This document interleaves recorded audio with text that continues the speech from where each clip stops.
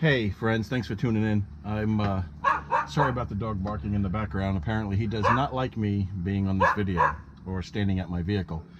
But we're at this location here in Croydon, Pennsylvania, and I patched holes the last time I was here. There's a hole that I either didn't exist or I missed.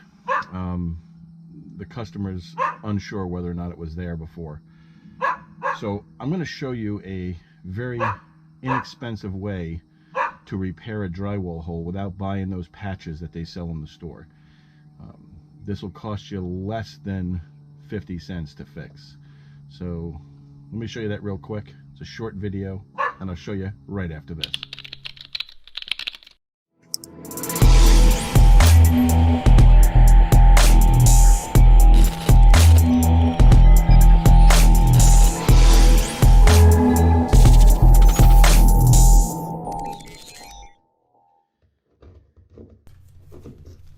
Alright, so the first thing you got to do is you have to make sure none of the little fuzzy pieces of the drywall are sticking out. All the torn paper, anything that's loose that is going to push against the back of our patch. So just take a nice sharp razor blade, cut it off. Before you do this, before you stick a razor blade in that hole, and I know I didn't show it on the video, but you need to stick your fingers in there and make sure there's no electric wires behind there or you might end up shocking yourself.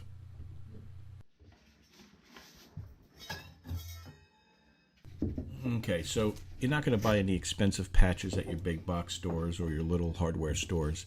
We're going to use regular paper tape. What we're going to do is make sure we cut the paper tape so that there's at least a couple inches on both sides of the hole. Okay, so here's your paper tape. You see that there's a natural crease built into it so that you could fold it on there if you want to. For this repair, we're not going to fold it, but it's important that that fold, that crease, faces the wall. Now you're going to take the piece that you cut that's 2 inches wider than the hole on both sides, and you're going to soak it with mud from your pan. That's okay, get this on your fingers, it'll wash right off. Make sure it's nice and thick, just like this. Now you want to place it over the hole, leaving about 2 inches on both sides of it. Now you'll notice in mine it's not right down to the baseboard, and it's okay because I can fill it in with compound afterwards. That's small little slivers, like trying to fill in a screw hole. It's nothing. And then go ahead and scrape it off just like you were putting paper tape on the wall. Make sure you get it so that the 2-inch sides on both sides are adhered to the wall, just like you were going to tape a seam.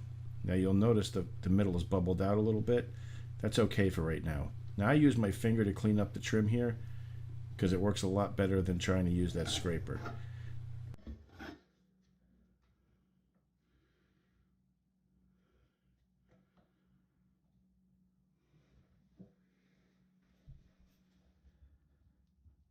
You're going to notice that the paper tape I'm applying now is almost entirely on solid wall. Only the bottom portion of it is covering the hole in the drywall. This is very important when you're doing these type of patches with the paper tape. Make sure that your top and bottom piece, or your sides if you're going the other direction, are on solid wall with only a small portion covering the actual repair. I know you're thinking it looks like hell, but it'll look good when we're done. You want to make sure that the middle of the tape where it goes over the hole is pushed in so it's a divot that we can fill with mud later. Push it in, make sure that it hardens that way. You might have to check it again in a little while and push it in a few times. Many people will take the mud in their pan and stick it back into the 4.5 gallon tub it comes in. I don't do that, I throw it out. This stuff's cheap enough, it's $15 for 4.5 gallons. I don't want any travelers, any dirt, stuff like that stuck in my mud. Okay, so now let's take a look at what the wall looks like after it's been finished off and painted to match. Can't even tell there was a repair there. Alright, don't be real critical of this. This is just the preliminary stage of this. I had to cut the wall open here as well as above it and on the ceiling. You see the little divot here? That's where I pushed the tape in I also pushed the tape in here to create a little divot in that tape, and I did the same on the ceiling where the wire was drilled up through the top plate.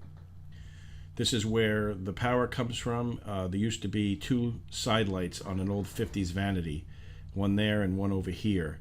That's going to become an outlet, and this is the switch that controls the new hi-hats that I put in. One in the shower and one in the bathroom area.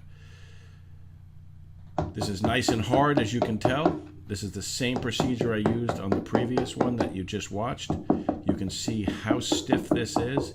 You can coat over this just perfectly.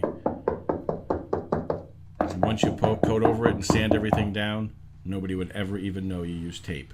Listen, thanks for watching. Don't forget to subscribe, and I'll see you next time.